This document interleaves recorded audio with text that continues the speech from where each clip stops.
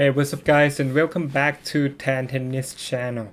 And in today's video, it's a bit special because I just got my hands on 3 of the Pro Stock Blade 98 18 by 20 in the V6 paint job, as you can see here.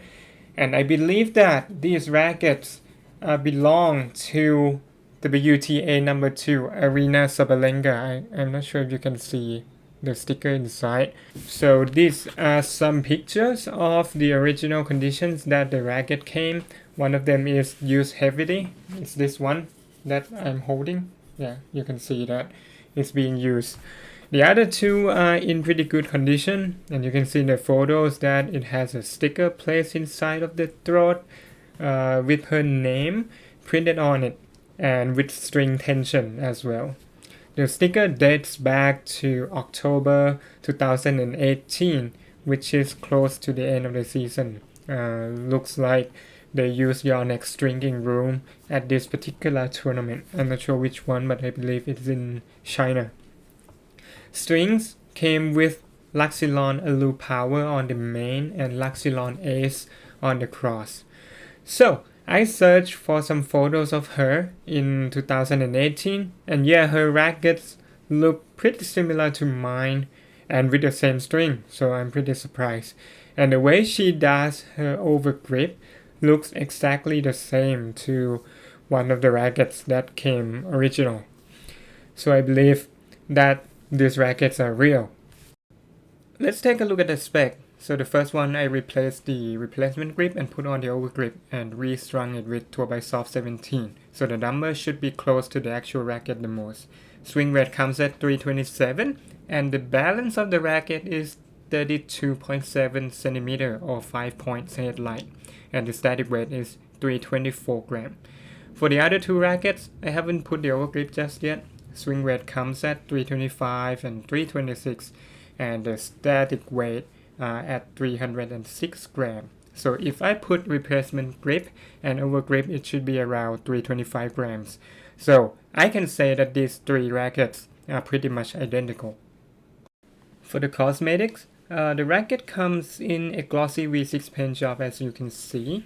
It looks beautiful, and from my experience with the Pro Stock rackets, I can say it is a Blade Pro Stock for sure, but not sure what version of the blade it is.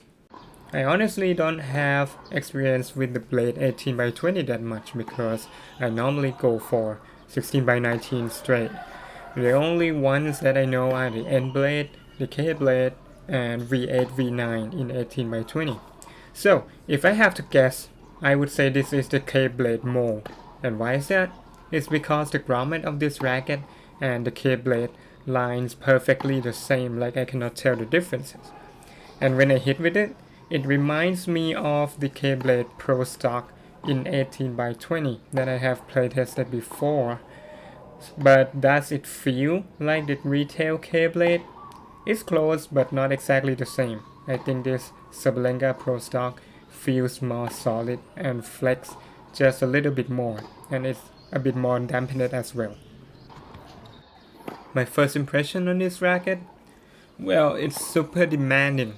Although the spec, as you can see, they are totally playable at 327 swing weight and 324 grams static.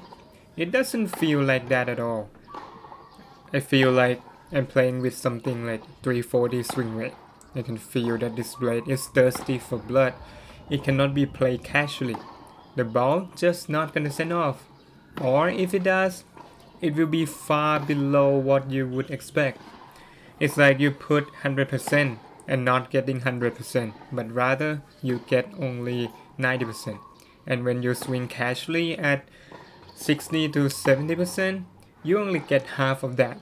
So this is why I believe it's a K-Blade mold, because I remember I got the same feeling about it when I was playing with the K-Blade Pro Stock 18 by 20 before.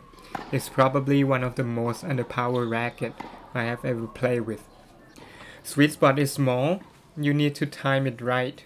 I can feel the racket is screaming, wanting to go big on every shot. It wants you to swing hard and fast. The more you put in, the more it rewards you. Hitting flat with this racket is awesome. You get all the control you want. Probably a bit too much though. I can redirect the pace really well and send it back even harder flat on the ball. But when I play with topspin, brushing the ball up, it loses power and the ball falls short. So, if playing with some topspin, I think I have to swing even faster to get that racket head speed. So, I adjust my racket face to hit a bit flatter than normal, and everything is fine. Next time, I would probably string it hybrid or drop the tension even lower. Now I'm at 46 pounds on the main and 44 pounds on the cross. I think I can go down to like 42 pounds or like 40 pounds to make it more playable for my level. You can see that I hit my backhand more consistently than on my forehand because my backhand is more flat and through the court, so it's way more natural to go with this dense pattern type of racket. On the serve, I think it's totally fine. I can create some power, not as much as on the retail blade 98, but it's there. Red ball placement on command as usual per the blade standard. On the return, I do think that this one is better than the retail blade. I think it's more stable and can handle pace really well, so I can deal with the service return pretty okay. But on point play, you guys can guess that it would turn out to be good racket for me, as this racket is so demanding and I have to force my forehand flat. It goes against my instinct, and when I want to pull the ball up with topspin, it doesn't deliver, or I swing too slow, to be honest. So, after 3 to 4 games, I feel like I'm dying as the racket consumes too much of my energy. I start grunting a bit, and at that time I came to understand why Sabalenka grunts so loud playing with this racket. Imagine how strong she is to be able to play at the highest level with this type of racket, this underpower, against other WTA pros who play with something like Wilson Steam 100. Those are like cheat code rackets that can do everything. I loved it. But, Sabalenka still hits harder than most of them. And won 2 Grand Slam. On the control, this is where this racket shines. If you hit flat, I think you're gonna like this racket a lot because it will keep the ball in the court and you can send the ball deep when you flatten it out. My enforced errors mostly comes from that I swing high to low like a topspin swing, but I open the racket face too much. But when I did it right, hitting flat and through the court swing with the right racket face, it feels like heaven. The ball is heavy and goes straight in the laser beam trajectory, just a bit above the net, but it sure lands. On directional control, yeah, no problem with that at all. Precision at its best, redirecting pace, great, with ability to suddenly change the ball direction.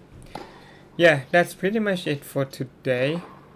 If you like this video, don't forget to like and subscribe to my channel if you haven't done so. By the way, if you guys know anything about her gear and have any insights at all, leave the comment below. If you have any questions or want to chat, you can DM me on Tan Tennis Instagram. Thank you for watching and see you in the next video.